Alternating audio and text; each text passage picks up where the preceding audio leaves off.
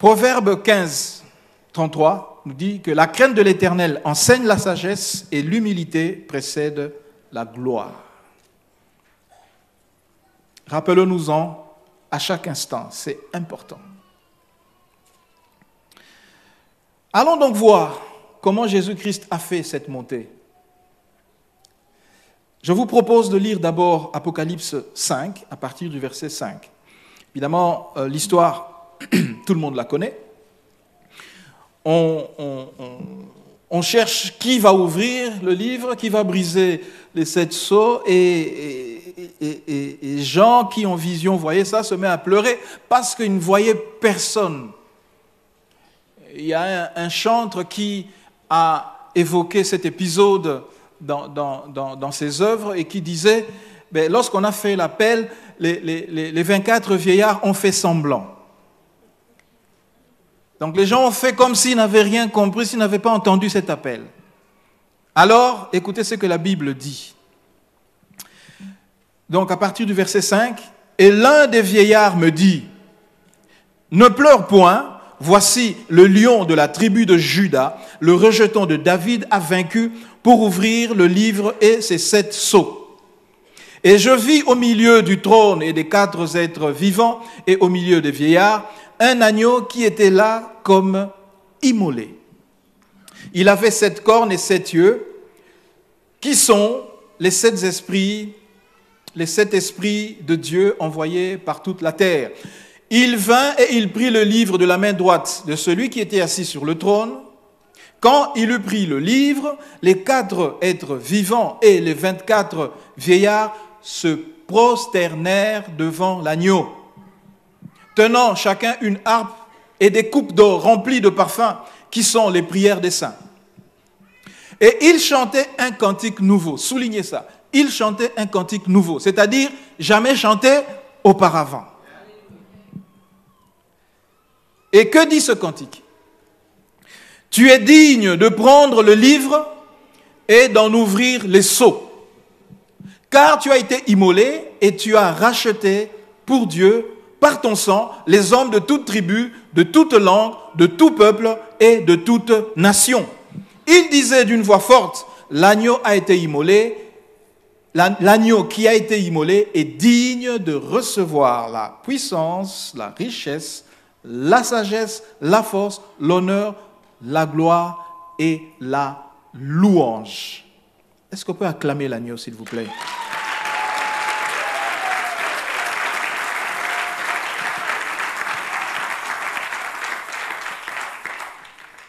Jésus est monté. Il est arrivé et il a eu la position la plus haute. Comment a-t-il fait? Vous noterez que lorsque le vieillard est en train de parler à Jean, à l'apôtre Jean, voilà ce qu'il dit. Au verset 5, « Le lion de la tribu de Juda, le rejeton de David, a vaincu. »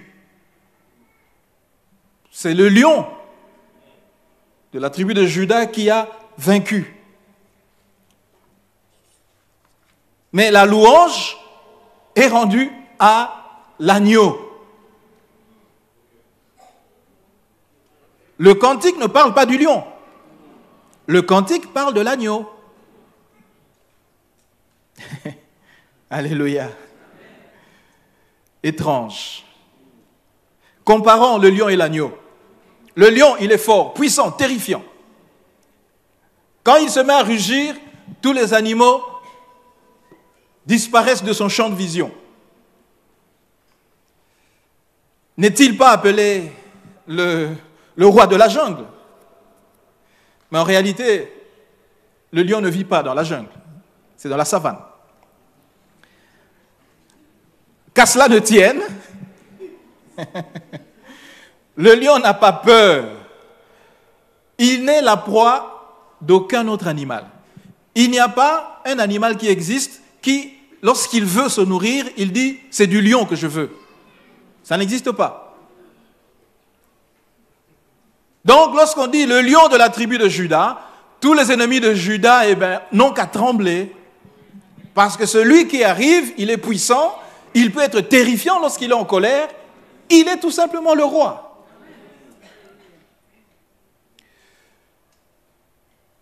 Il a vaincu. Mais comment a-t-il vaincu? Dans la peau de l'agneau.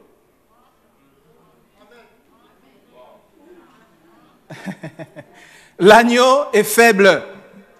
L'agneau est craintif. Le moindre bruit, l'agneau a peur, tremblote, sursaute. L'agneau est vulnérable. L'agneau est la proie de nombreux autres animaux. Même le chacal fait peur à l'agneau. Le loup, le chien. Jésus, pour être le roi qui a vaincu, s'est mis dans la peau de l'agneau faible.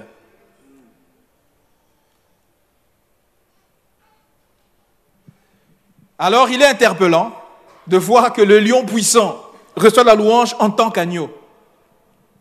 Le lion a eu droit à un cantique nouveau seulement parce qu'il est devenu agneau. S'il n'était pas devenu agneau, ce cantique-là n'aurait pas existé. Vous êtes avec moi? La force a reçu l'hommage parce que la faiblesse a existé. Alors je répète le verset 9. Et il chantait un cantique nouveau en disant, tu es digne de prendre le livre de vie. Tu es digne d'en ouvrir les sceaux. Pourquoi? Pourquoi il y a ce cantique nouveau? La réponse est là-dedans. Car tu as été immolé et tu as racheté pour Dieu par ton sang. Et ça, le lion ne pouvait pas le faire. Seul l'agneau. Donc, sans la faiblesse de l'agneau, comme j'ai dit, pas de nouveau cantique, pas d'agneau, pas de nouvelle dimension de gloire pour le lion. Jésus a choisi la faiblesse, les brimades, la honte, la souffrance, pour monter, je répète, pour monter, et j'ajoute, selon le plan de Dieu, vers un statut différent. Nous pouvons tous monter, mais est-ce selon le plan de Dieu? Oui, le lion ne pouvait le faire. Avant, il était le lion de la tribu de Juda. Il était le lion de la tribu de Juda. Il a choisi de se révéler comme tel. N'est-ce pas? Dans Matthieu 15, 24, il est dit « Je n'ai été envoyé qu'aux brebis perdues de la maison d'Israël. » Mais c'était pour devenir agneau et accomplir autre chose. Après être devenu agneau, on dit maintenant, toujours dans ce nouveau cantique, qu'il a racheté les hommes de toute tribu. Ce n'est plus seulement la tribu de Juda. Ce n'est plus seulement Israël. Maintenant, c'est étendu. Il a racheté toute tribu, toute langue, tout peuple, toute nation. Pour pouvoir étendre comme ça le salut, le fort devait devenir faible, selon le plan de Dieu. En d'autres termes, Dieu s'est révélé avant, Jésus s'est révélé avant comme le lion, mais après il a choisi de se révéler après comme l'agneau qui ôte le péché du monde. Et cette nouvelle révélation est accompagnée d'une gloire, d'une louange et d'une adoration spécifique à l'agneau. La montée de Jésus vers cette nouvelle gloire est tout simplement le fruit de l'humilité, afin que sa destinée, selon Dieu, s'accomplisse. C'est important. Alors c'est peut-être l'occasion, nous, de nous poser la question de savoir pourquoi nous voulons vivre une montée. C'est quoi les motivations? C'est important. C'est important de comprendre, en fait, pourquoi. Est-ce parce qu'un apôtre de l'évangile de la prospérité nous a dit, nous devons avoir aussi ça. Si ce n'est que ça la raison, on n'y est pas. On n'y est pas. Il y a des affirmations qui peuvent coller à tout le monde, mais il y a des réalités spécifiques à chacun qui dépendent du plan de Dieu pour nous. Jésus avait l'opportunité, quand il était ici sur terre, de se promener sur le dos d'âne. Non, c'est à pied qu'il a marché.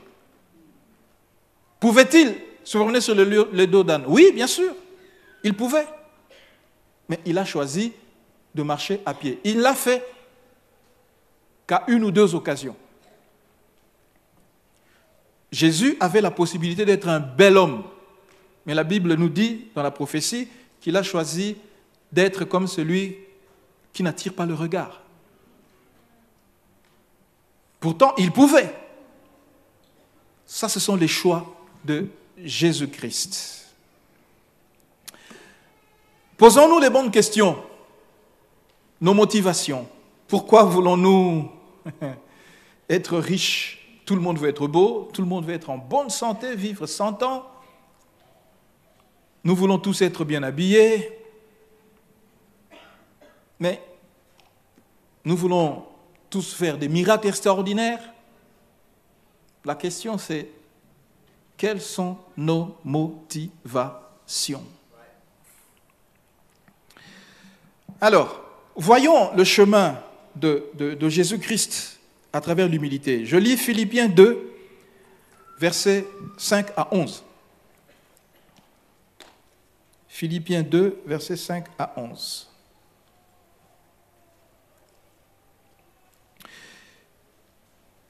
Ayez en vous les sentiments qui étaient en Jésus-Christ, lequel, existant en forme de Dieu, n'a point regardé comme une proie à arracher d'être égal avec Dieu. On est en train de nous dire, cette gloire qu'il est allé récupérer, en fait, il l'avait déjà. Mais pour lui, il ne poursuivait pas que la gloire pour la gloire, parce que cette gloire lui était déjà due. Il l'avait. Il a choisi de quitter cette gloire. Verset 7. Mais il s'est dépouillé lui-même en prenant une forme de serviteur. Il est en train de se préparer de quitter la stature du lion pour entrer dans la stature de l'agneau. En prenant une forme de serviteur, en devenant semblable aux hommes, et ayant paru comme un simple homme. Le mot simple montre le nouveau statut de faiblesse. La suite est très édifiante. Il s'est humilié lui-même, se rendant obéissant jusqu'à la mort, même jusqu'à la mort de la croix. Lorsqu'on ajoute même jusqu'à la mort de la croix, c'est avec raison. Parce que la pendaison à la croix était destinée aux criminels. Il pouvait mourir autrement, en tant qu'homme. Mais il a accepté, par obéissance au Père, à aller mourir d'une mort honteuse.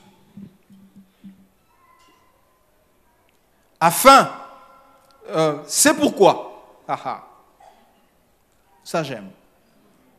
C'est pourquoi aussi Dieu l'a souverainement élevé. Dieu l'a fait monter. C'est pourquoi Dieu l'a souverainement élevé et lui a donné le nom qui est au-dessus de tout homme. Position la plus haute. Afin qu'au nom de Jésus, tout genou fléchisse dans les cieux, sur la terre et sous la terre. Et que toute langue confesse que Jésus-Christ est Seigneur, à la gloire de Dieu le Père.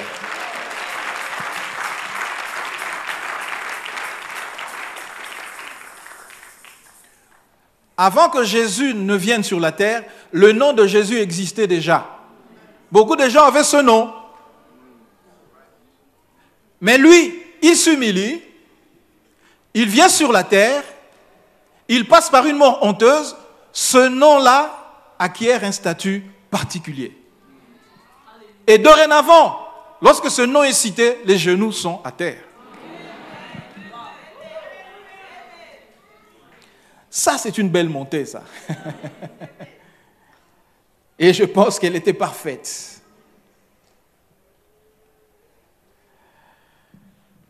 Alors, lorsque Jésus est né, lorsqu'il est arrivé sur terre, beaucoup de gens ne savaient pas pourquoi il était là.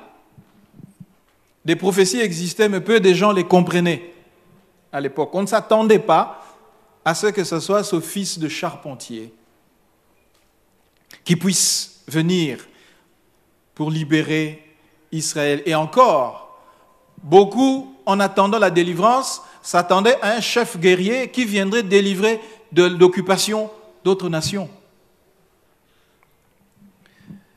Contrairement à ce que certains propos peuvent nous faire croire, Satan n'était pas content quand Jésus est mort.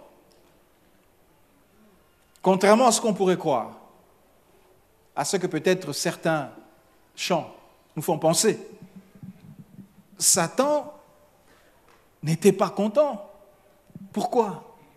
Parce que lui savait que c'est dans la mort de Jésus-Christ que la fin de ses œuvres était consacrée.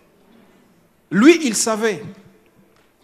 Donc quand Jésus est venu, la Bible nous dit qu'il s'est humilié et par l'obéissance, il a suivi son parcours. Eh bien, c'était vraiment un combat. Donc cette montée-là ne s'est pas faite comme ça, facilement.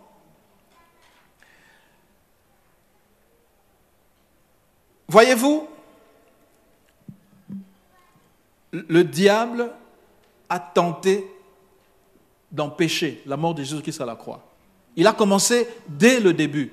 Jésus, enfant, il a tout fait pour que Jésus soit supprimé en passant par le seigneur du territoire à l'époque. Jésus a échappé à la mort. Ok? La fuite en Égypte, vous êtes au courant, n'est-ce pas? Le diable essaye de séduire Jésus-Christ au désert.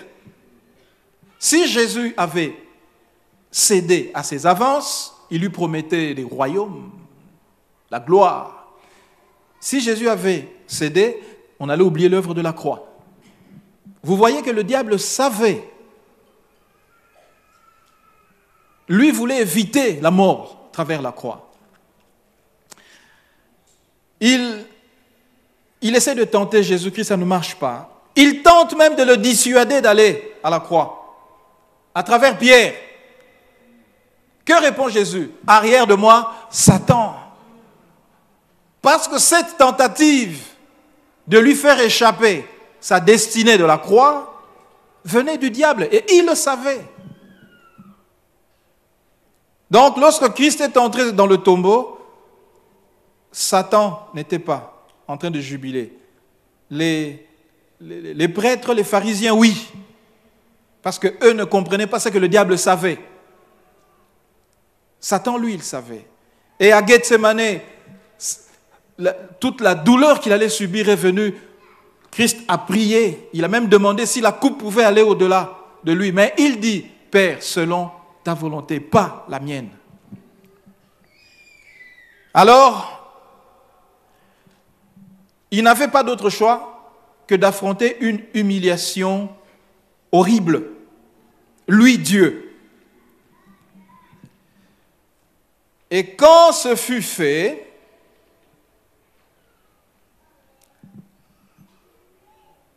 la gloire s'est manifestée et il a récupéré la gloire qu'il avait. Mais nous avons vu que cette gloire était différente maintenant.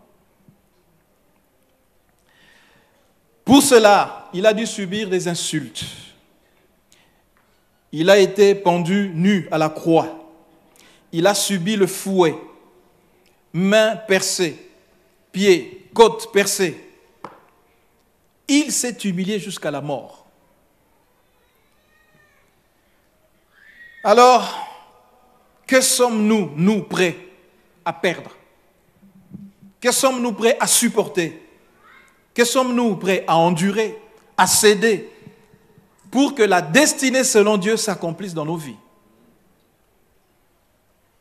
Je suis en train de parler de montée, n'est-ce pas? Je suis en train de parler de montée. Et nous voyons par où est passée la montée de Jésus-Christ.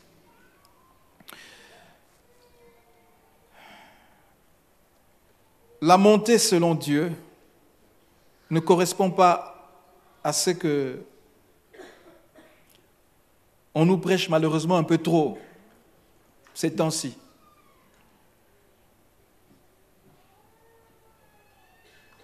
Parce que Jésus n'a pas fait des choix de facilité.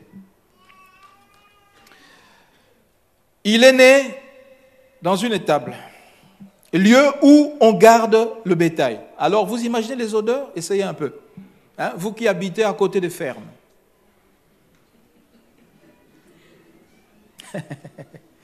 Mais nous, qu'est-ce que nous voulons le plus? Que nos enfants naissent dans des hôpitaux les plus célèbres.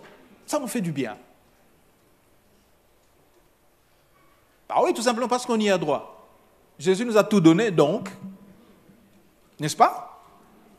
Mais Jésus, lui, a fait un choix différent de naître dans ces conditions-là. J'ai déjà dit tout à l'heure, il a choisi une apparence quelconque. S'il nous était donné à nous de choisir comment on allait être sur terre, oh, certains allaient choisir d'être beaux comme Saül. Parce que la Bible décrit que cet homme-là était beau. D'autres allaient choisir la beauté d'Absalom. Mais Jésus n'avait pas besoin d'attirer le regard par son apparence. Il a même choisi une vie de famille dans une famille modeste. Alors ça, c'est peut-être important que j'explique ça.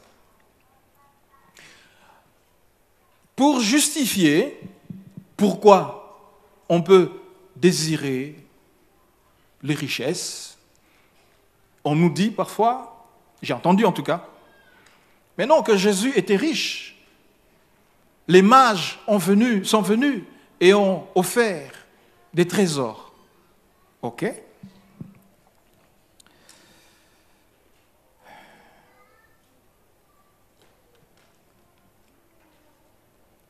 Se rappelle-t-on de ce que Joseph et Marie ont offert lorsque Christ a été présenté? C'était pigeons et tourterelles. Dans la loi de Moïse, c'est ce que devaient donner ceux qui n'avaient pas les moyens d'avoir du gros bétail. On s'en souvient, n'est-ce pas? Donc, s'ils étaient si riches que ça, et que Joseph et Marie ont choisi d'aller de donner l'offrande du pauvre, c'est qu'il y a un problème, n'est-ce pas? Mais encore, à cet homme qui lui demande de pouvoir le suivre, Christ lui dit, mais le Fils de l'homme n'a ni où poser la tête.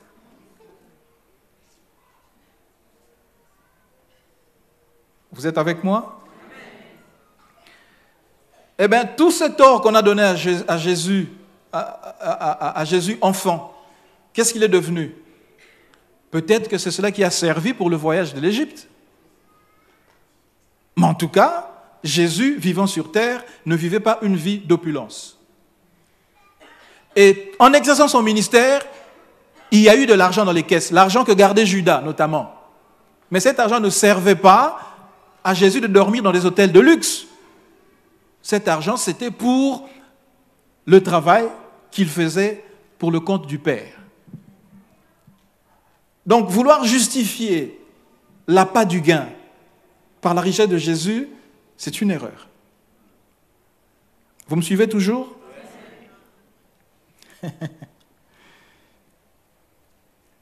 Je parle de motivation. Je ne suis pas en train de dire que Jésus nous a demandé d'être comme lui. Non. Je suis en train de dire que lui avait d'autres motivations. Une montée sans humilité est-elle possible? Oui, bien sûr. Oui, on peut monter sans humilité. Mais alors, peut-être que cette humilité n'aura rien de divin. Ça sera une montée. Mais le caractère divin, point d'interrogation. Alors, je vous dis ceci, que les finances florissantes, des carrières professionnelles fulgurantes, une famille agréable, une bonne santé, le succès populaire et même un leadership moral ne sont pas l'apanage des chrétiens. Depuis que j'enseigne, laissez-moi vous dire, mes meilleurs étudiants ne sont pas des chrétiens. Désolé de vous le dire. Les plus grands financiers sur cette terre ne sont pas des chrétiens.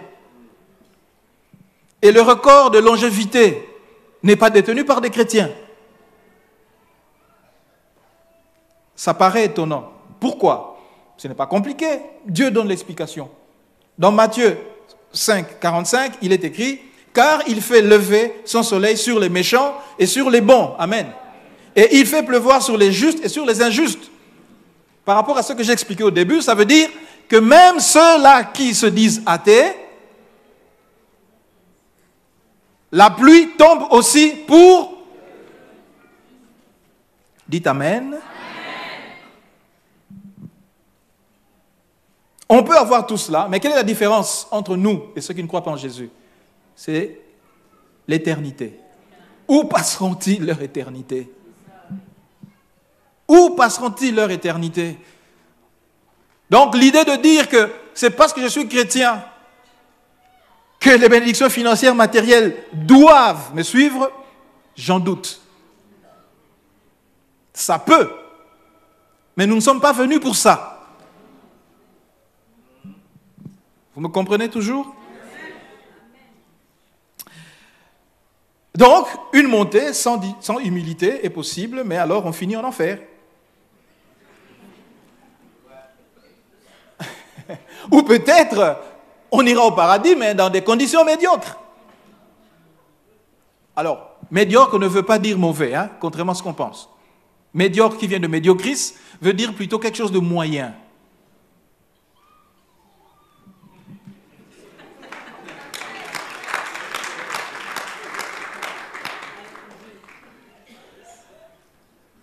Nous risquons, en cherchant des montées sans Christ, sans l'humilité, d'avoir des positions, c'est bien, mais ce seront de mauvaises conditions pour l'éternité. Écoutez, je ne pense pas qu'un homme puisse être capable de respecter toutes les lois que les hommes ont mises sur la terre. Ça me semble impossible. Il n'y a personne qui vient sur terre, il aura respecté toutes les lois qui se trouvent dans les codes, dans ceci. À un moment, il y a des choses qui nous dépassent. La preuve, eux-mêmes qui font ces lois ne les respectent pas. Mais j'affirme ceci, quelqu'un qui enfreint la loi volontairement pour jouir d'un avantage, Dieu n'est certainement pas avec lui. Si vos affaires prospèrent parce que vous avez mis en place un système pour détourner l'attention du fisc, volontairement, alors que vous pouviez simplement ne pas le faire, je doute que cette montée que vous avez commencée là ne soit pas du tout parfaite.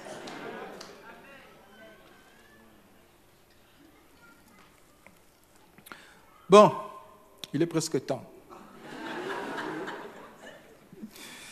Il est presque temps. Il me reste 8 minutes. Allez, on va essayer de terminer ça rapidement. Donc, oui, sans humilité, le chrétien peut monter, mais cela ne sera pas le plan parfait de Dieu pour lui.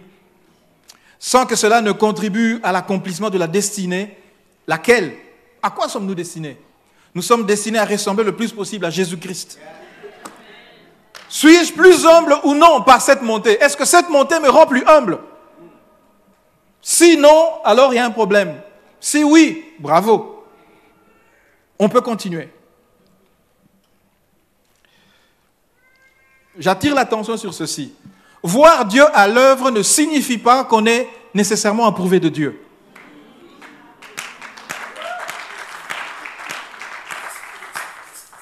Voir Dieu faire des miracles dans sa vie ne signifie pas qu'on est dans son plan parfait. Je vais illustrer par 3 choses. Les enfants d'Israël, pendant 40 ans, ils étaient dans le désert. Qu'est-ce qui s'y passait? Ils voyaient des nuées, des colonnes de feu, la manne était là, leurs chaussures ne s'usaient pas, mais c'est miraculeux tout ça. Mais ils étaient en train de perdre du temps. Dieu les voulait ailleurs à ce moment-là. C'est parce qu'ils n'ont pas fait ce qu'il fallait qu'ils se sont retrouvés là-dedans. Mais oui, Dieu, il y avait des miracles.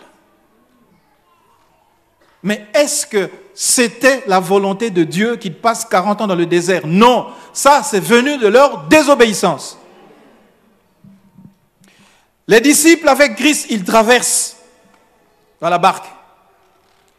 La tempête, Seigneur, on va mourir. Christ se met debout, ordonne, la tempête s'arrête. Quel miracle! La première leçon, c'est que si on veut voir des miracles, il faut être dans la même barque que Dieu. On verra des miracles. Mais la deuxième leçon est celle-ci. Lorsque Jésus se réveille, il les blâme.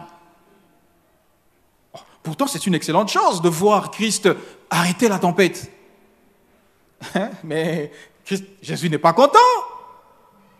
Race d'incrédules. Parce que sa volonté n'était pas qu'on le réveille pour qu'il calme la tempête. Sa volonté était, faites-moi confiance, affronter la tempête tout seul.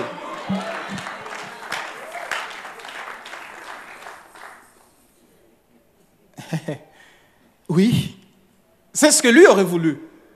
Parce que s'ils avaient fait ça, au bout de la course, on aurait eu des gens plus matures, capables d'affronter avec la foi en faisant confiance en Dieu. Au lieu de cela, on se retrouve avec des enfants, maturité, hein. On se retrouve avec des enfants criant au secours, alors qu'ils sont avec le roi des rois. Et que dire du second temple? Hein, je vois ici des séminaires, la gloire du second temple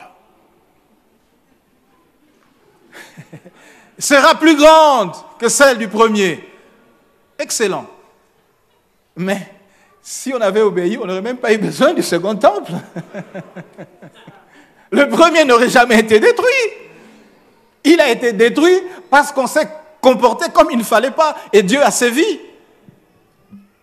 Alors, plutôt que de se réjouir de la gloire du second temple qui pourrait arriver, évitons qu'on ait besoin du second temple. Amen. Voilà pour dire, quand on voit Dieu agir, cela ne veut pas nécessairement dire non. Aux plus jeunes qui sont arrivés au Seigneur, je vous dis, le plus tôt possible, développer une relation profonde avec Dieu.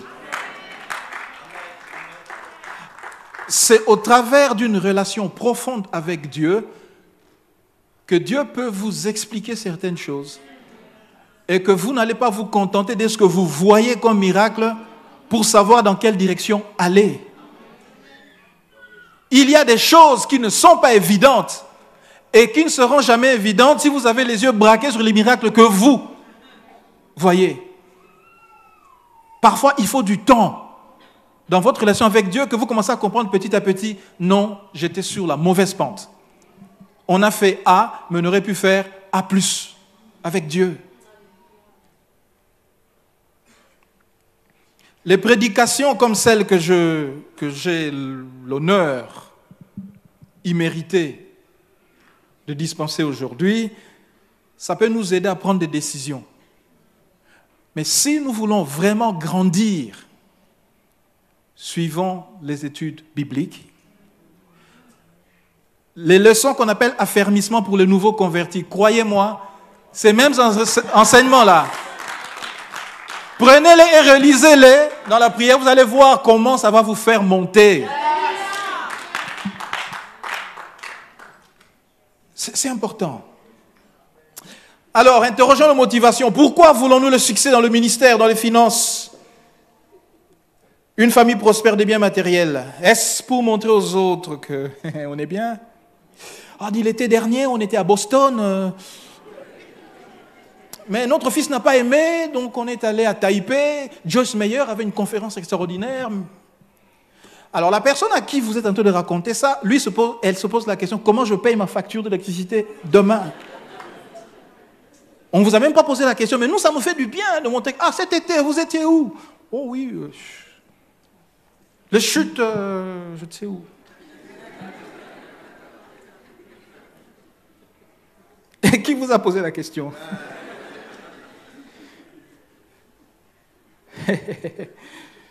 Oh Seigneur. En faisant des choses comme ça, on peut créer des sentiments négatifs.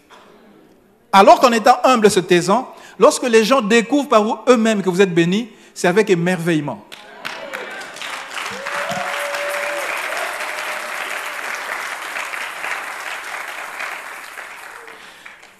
On risque de se fermer des portes à soi-même lorsqu'on crée des sentiments négatifs chez les gens. On croit qu'on monte en annonçant combien Dieu nous bénit, mais on le fait mal,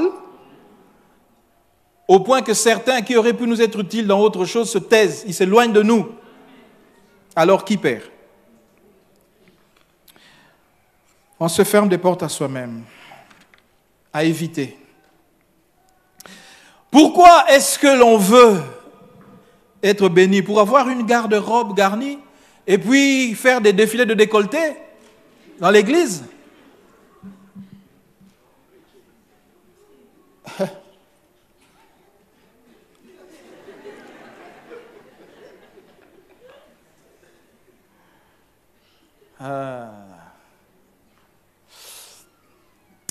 Quelles sont nos motivations pour bien m'habiller? Si Dieu a béni Salomon, donc j'y ai droit aussi. Oh, très bien. Salomon, c'est la référence. Mais Dieu, le styliste des stylistes, spécialiste de la très très haute couture, explique que Salomon, dans toute sa splendeur, n'a même pas réussi à s'habiller comme les listes de chants que lui-même habille directement. Alors si moi, je veux être béni pour avoir la garde-robe la plus garnie et venir me trimballer dans l'église, c'est pas intéressant. Hein? Si je vais faire mon défilé de décolleté, je reviens encore là-dessus, c'est pas bon. Vous savez, avant, on était dans une situation où on pouvait,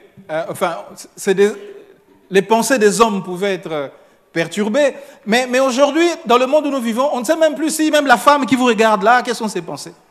On est dans un monde compliqué maintenant.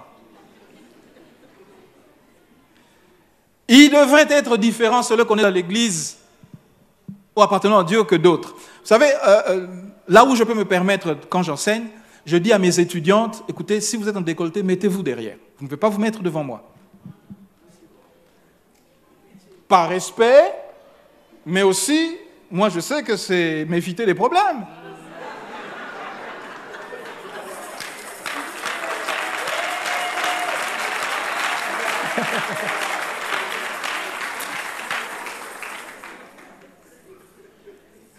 Une fois pendant un examen, je circule pour voir comment les étudiants répondent à leurs copies, comme ça me donne une idée des difficultés que les gens ont.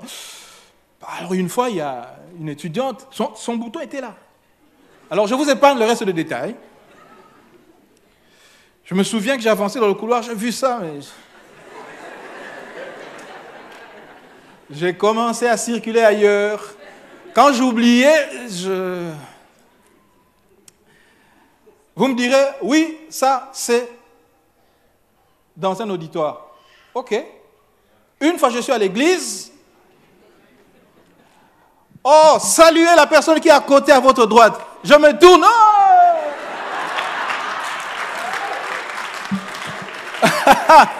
Oh, oh, oh, oh, oh, oh, oh, oh, oh.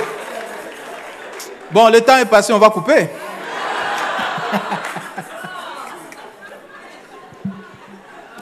Alors, cherchez l'erreur. Où est l'erreur? Dans l'église ou dans l'auditoire? Bon, alors je sais, beaucoup vont dire, Ah oui, mais ça c'est vous qui avez un problème. Hein. Nous, ces choses-là ne nous font rien. C'est possible. C'est possible. Bon, mais pour moi, ce qui compte, c'est ce que Dieu pense. Et ensuite, ce que ma femme pense de cette conviction. Tant que les deux l'approuvent, je continue. Oh, mais comment? Et puis, croyez-moi, j'ai testé l'efficacité de cela. J'ai eu droit à des sollicitations venant des étudiantes. Bref, des gens qui, même dans mon bureau, on fait semblant, des trucs comme ça. Mais bon. Il y a la grâce de Dieu, mais je pense qu'il y a une façon de se conduire qui vous aide aussi à pouvoir éviter ce genre de choses. Alors, Pasta, 2 minutes encore, s'il vous plaît.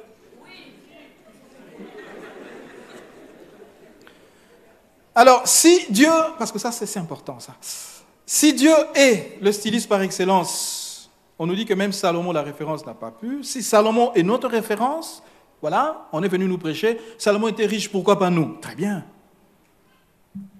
Si ce n'est pas Jésus qui nous demande d'abord d'avoir des bonnes motivations, de ne pas poursuivre ces choses parce que c'est les païens qui les cherchent d'abord. Si cela ne nous intéresse pas, on veut vraiment d'abord Salomon, très bien, voyons ce que Salomon a fait. Salomon a reçu 2 choses de Dieu. 2 choses qu'aucun autre homme n'a reçues, comme lui. 1, la richesse. 2, la sagesse. Trouvez-moi un seul gramme de tout l'or qu'avait amassé Salomon aujourd'hui. Vous savez que c'est une difficulté que les théologiens ont. On leur explique, mais toute cette richesse de Salomon, ce temple glorieux qu'il avait bâti, rien. Ça, c'est une leçon de Dieu, ça, non? Mais sa sagesse, elle est où? Dans vos cœurs.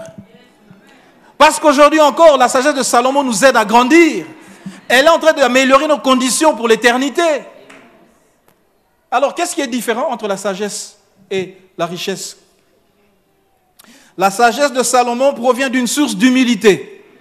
Il a vu qu'il était incapable, qu'il était faible, qu'il ne pouvait pas. Voilà pourquoi il demande à Dieu, Seigneur, je ne saurais pas si tu ne m'aides pas. Et Dieu l'aide en lui donnant la sagesse que Salomon a demandée par humilité. Alors c'est normal que ça dure.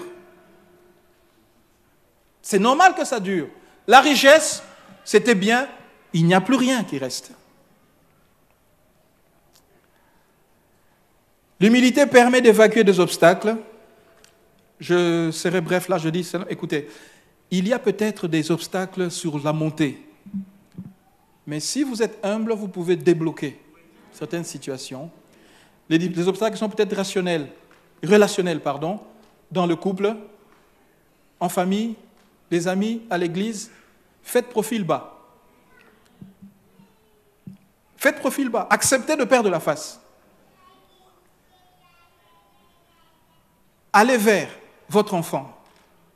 Allez vers vos parents. Allez vers votre épouse. Acceptez des fois des choses qu'elle dit qui sont difficiles. Acceptez des choses qu'il dit qui sont difficiles, madame. Mais une fois que vous avez cessé de vous préoccuper de votre personne, Dieu peut vous aider à garder le silence lorsqu'il faut garder le silence. Acceptez d'aller sur terre. Quelque chose est vrai. Vous savez, lorsque vous êtes tombé à terre complètement, lorsqu'on vous a fini, comme on dit, lorsque vous êtes couché à terre, vous savez quoi? On ne peut plus rien vous faire, c'est fini. On ne peut plus vous amener sous terre. Par contre, vous pouvez monter. Ça reste toujours possible. C'est ça l'avantage d'être par terre.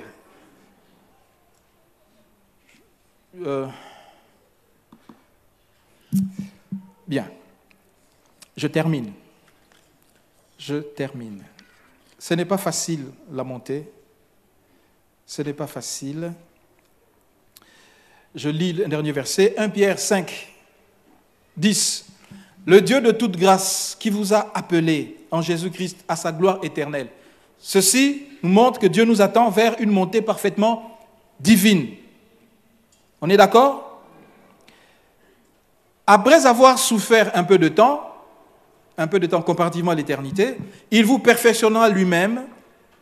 Dieu nous perfectionne, il nous affermit, il nous fortifiera et il nous rendra inébranlables. C'est par étapes. Si, alors qu'on a annoncé l'année de la montée, vous croyez qu'il suffit de claquer les doigts pour monter, c'est une grosse erreur, ça. Avec l'humilité, nous sommes appelés à monter progressivement. Dieu nous perfectionne, Dieu nous affermit, Dieu nous fortifie, et après, nous devenons inébranlables. C'est alors que le plan de Dieu parfait s'accomplit. Acceptez de n'être rien des fois. Ne cherchez pas toujours à vous justifier.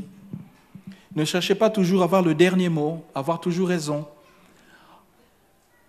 Pendant que la bataille est rude, pendant que on est dans des échanges, on n'a pas la sérénité qu'il faut pour entendre Dieu. Mais on peut abandonner cela, dire, ok, je ne réponds plus, je ne me bats plus. Je reste dans le calme et j'entends le Seigneur. Alors, l'humilité va nous faire grandir. Dieu nous dira quelles leçons tirer de chaque situation. On peut prier.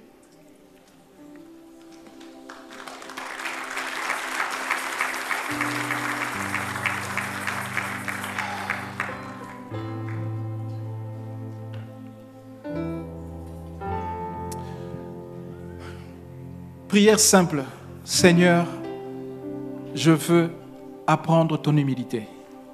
Chacun prie. Peut-être que Dieu vous a montré des situations où vous devez faire preuve d'humilité. Peut-être qu'il y a des décisions que vous devez prendre. Saisissez cette occasion-là, aujourd'hui, maintenant, afin que la montée puisse être celle de Dieu. Qu'elle soit parfaitement divine.